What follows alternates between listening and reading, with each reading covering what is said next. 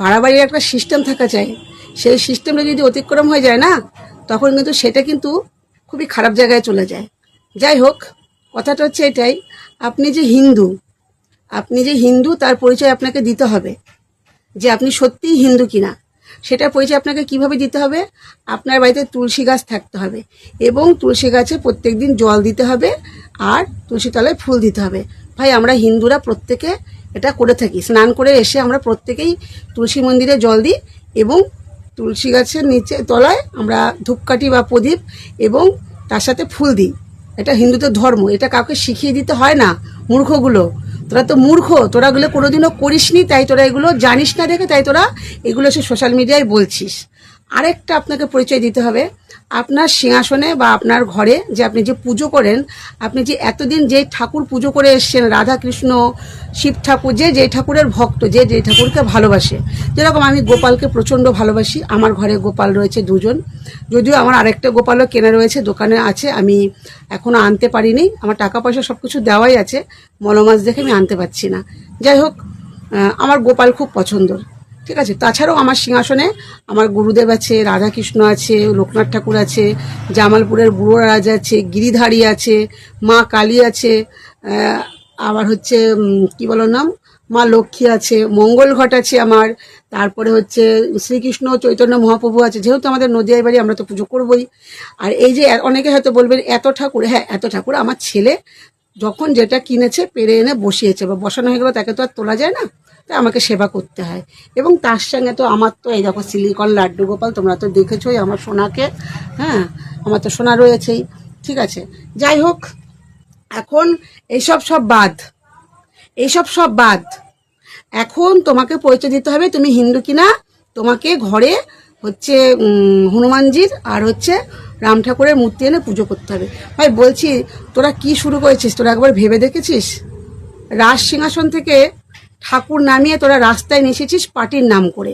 সেটা যে কত বড় অপরাধ, কতটা যে অপরাধ, তোরা এখন হয়তো গায়ের জোর আছে, তোরা বুঝতে পারছিস না, তবে একদিন বুঝবি, ঠিক আছে। আর আমি একটা কথা বলবো, তুই আগে হিন্দুর পরিচয় দে। তুই যে কথাগুলো বলছিস যে হিন্দু হয়ে হিন্দুর পরিচয় দিতে হবে, বলছি তুই আগে হিন্দুর পরিচয় দে, আমার কথাগুলোর জবাব তুই দিবি। তোকে আমি এই সোশ্যাল মিডিয়ায় চ্যালেঞ্জ করে গেলাম। তুই কাঠের মালা পর, তুই তো কাঠের মালা পরিস না যা দেখে মনে হলো। যদিও আমার গলায় এখন এই মুহূর্তে কাঠের মালা নেই, কাঠের মালা যে পিছনে যে ক্লিপটা ওইটা আমার ক্ষয় হয়ে গেছে দেখে, থাকছে না দেখে খুলে রেখেছে, ওটা নতুন করে লাগাতে হবে, ঠিক আছে। আচ্ছা, তুই তিলক কাঠ, তোর তো সেটাও নেই। তুই কি একাদশী করিস? মনে হচ্ছে তোর না একাদশী করিস। তুই জানিস একাদশীতে কি খেতে আছে বা কি খেতে নেই? তুই সেটাও জানিস না। আচ্ছা, তুই কি এটা বলতে পারবি যে ভগবান শ্রীকৃষ্ণ শ্রী চৈতন্য মহাপ্রভু কোন ঘাটে তার সন্ন্যাস ধর্ম করেছিল, সে ন্যাড়া করেছিল? তুই কি এটা জানিস যে কোন নদী পার হয়ে সে এপার থেকে ওপারে গেছিল? যে নদী পার হয়ে গিয়েছিল সেই নদীর এপারের নাম কি, ওপারের নাম কি? ভাই তুই জানিস না। তুই 108টা কৃষ্ণের শতনাম জানিস? জানিস না। ভাই তাহলে যদি জেনে থাকিস সোশ্যাল মিডিয়ায় না দেখে বলবি, তুইও বলবি আমিও বলবো। ভাই তুই গীতা পাঠ করিস? গীতা পাঠের বেশি না, তুই প্রথম অধ্যায় আর লাস্ট অধ্যায়টা তুই একটু বলতো, তুই দেখে বল, আমি না দেখেই বলবো। তুই কি এগুলো জানিস? তুই ভোলা মহেশ্বরের অষ্টোত্তর শতনাম জানিস? ভাই তুই বলতো একবার, আমি একবার শুনি। তুই দেখেই বল, তোর দাঁত কেলিয়ে ভেঙে যাবে সংস্কৃতের বানান করতে গিয়ে, আমি না দেখে বলে দেবো। তুই পারবি? তুই পারবি না, তোর কান মুলে ছিঁড়ে দেবো একদম। হিন্দুত্বের পরিচয় নিতে আসবি বাড়িতে বাড়িতে এসে লোকের ঘরে ঢুকবি পরিচয় নেওয়ার জন্য? তোর কান আমি টেনে ছিঁড়ে দেবো, বুঝেছিস? আসিস পরিচয় নিতে, আগে নিজে পরিচয় দে তুই হিন্দু কিনা, আগে তোর পরিচয় আমি নেব যে তুই হিন্দু কিনা। যাই হোক বন্ধু, বন্ধুরা এরকম একটা ভিডিও সোশ্যাল মিডিয়ায় খুব ভাইরাল হয়েছে, তোমরা ভিডিওটা অবশ্যই দেখে নাও। যদিও আমি স্ক্রিনে পরে ভিডিওটা দিইনি, আমি সেভও করিনি, কারণ ভিডিওটা দেখে আমার খুব খারাপ লেগেছে, আমি যার জন্য ভিডিওটা সেভ করিনি। কথাটা হচ্ছে, মধ্যে কথা হচ্ছে, কয়েকটা অসভ্য বর্বর জাতীয় ছেলে একটা বাড়িতে গিয়ে একটা মহিলার উপরে খুব অত্যাচার করছে, যে সে হিন্দু কিনা তার পরিচয় নিতে গিয়েছে। তার একটাই অপরাধ, সেটা আমি বলছি, তার বাড়িতে তুলসী মন্দির আছে, সেই তুলসী মন্দিরে কেন ফুল নেই, এবং সে হাত জোর করে এত করে অনুরোধ করছে যে আমার পুজো দেওয়া হয়নি, আমার একটু অসুবিধা আছে, আমি পুজো দিইনি। বন্ধুরা, তোমরা তা সত্ত্বেও ছেলেগুলো জোর করে তার দোতলায় ঠাকুর ঘরে ঢুকে তার সিংহাসনের কাছে সিংহাসনে চলে যায়, এবং সিংহাসনে গিয়ে দেখা যায় একটা ঠাকুর আছে, সেই ঠাকুরটা সে পুজো কেন দেয়নি সেই নিয়ে তার সাথে তর্ক বিতর্ক হচ্ছে। সেই মহিলাটা বারবার করে বলছে আমার অসুবিধা আছে, আমি পুজো দিইনি। এত করে বলছে। বন্ধুরা, আজকে যেই কথাটা আমি মানে না বললেই পারলাম না সোশ্যাল মিডিয়ায়, এটা কোনো লজ্জার কথা না, এটা পুরুষ নারী সবাই জানে, বাবা জানে, মা জানে, কাকা জানে, জ্যাঠা জানে, প্রত্যেকে জানে যে একটা মহিলা যখন, একটা মেয়ে যখন আস্তে আস্তে বড় হয়, সেই মেয়েটা যখন বয়স হয়, প্রত্যেকটা মেয়েরই কিন্তু প্রত্যেক মাসে কিন্তু একটা 3-4 দিন কিন্তু একটা সমস্যা থাকে শারীরিক দিক থেকে। আর সেই সময়টা কিন্তু কোনো মেয়েরা মন্দিরে ওঠে না, ঠাকুরের কোনো কাজকর্ম করে না, পুজো করে না। ঠিক সেই মহিলাটারও কিন্তু সেই সমস্যাটাই হয়েছিল, এবং সে সেটা আকার ইঙ্গিতে প্রচুরবার বোঝানোর চেষ্টা করেছে, কিন্তু জানোয়ারগুলো সেটা বুঝতে চায়নি। তার জন্য মহিলাটাকে প্রচুর পরিমাণে হেনস্থা করা হয়েছে।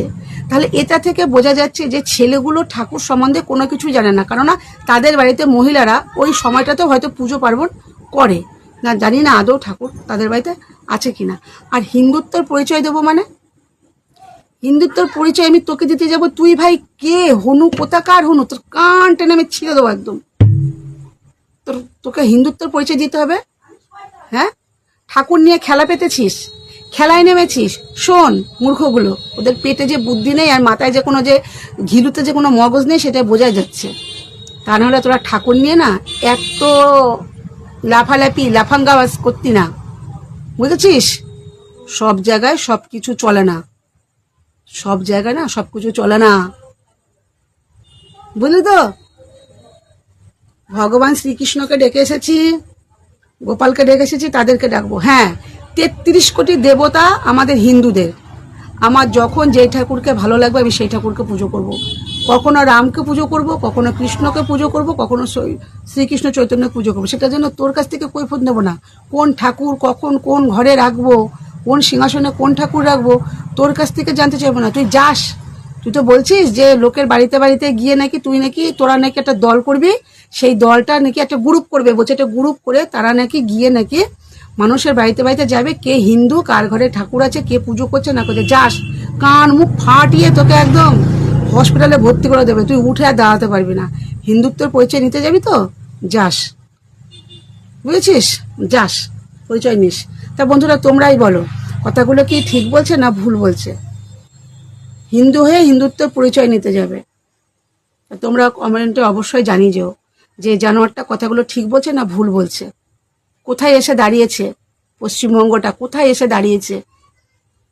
হ্যাঁ, পশ্চিমবঙ্গটা যে কোথায় এসে দাঁড়িয়েছে? হিন্দু হয়ে হিন্দুর পরিচয় নেবে নাকি ঘরে ঠাকুর আছে কিনা, ঠাকুর পুজো দিই কিনা, আমরা তুলসীতলায় জল দিই কিনা, আর কিছু বলার নেই, কোনো ভাষা নেই, আর কিছু বলার কোনো ভাষা নেই, সত্যিই ভাষা নেই। যাই হোক, তোমরা আমার কথাগুলো শুনে কি মনে হয় তোমাদের অবশ্যই কমেন্ট করে জানিও। মানে কথাগুলো শুনে সত্যি আর ভালো লাগছে না, মানে অতিরিক্ত একটা বাড়াবাড়ির জায়গায় চলে গেছে। জিনিসগুলো সত্যি আর নেওয়া যাচ্ছে না, আর নেওয়া যাচ্ছে না। বাড়াবাড়ির একটা সিস্টেম থাকা চাই। লোকে বলছে যে তৃণমূল থাকতে নাকি তৃণমূল নাকি প্রচুর অশান্তি ঝামেলা মারামারি কাটাকাটি করেছে, হয়তো করেছে, কিন্তু তার থেকে এরা কম কিসে যাচ্ছে? কম কিসে যাচ্ছে? তাহলে কথাই তো বলে যে তোরা তো ওদের মতনই হয়ে গেলি, তোরা তো ওদের মতনই হয়ে গেলি। ওরা যেটা করেছে তার তোরা যে পাল্টা করছিস, তোরা তো ওদের মতন হয়ে গেলি। তোদেরকে কে ভালো বলবে? তোদেরকে কে ভালো বলবে? কেউ তো ভালো বলবে না। ও চুরি করেছে দেখেছে আমাকেও চুরি করতে হবে, তার তো কোনো মানে নেই। ও ডাকাতি করেছে দেখেছে আমাকেও ডাকাতি করতে হবে, না ও খুন করেছে দেখে আমাকেও খুন করতে হবে? কিচ্ছু বলার নেই। যাই হোক, তোমরা সবাই হিন্দু হয়ে হিন্দুর পরিচয় দাও যে তোমরা আসলেই হিন্দু কিনা।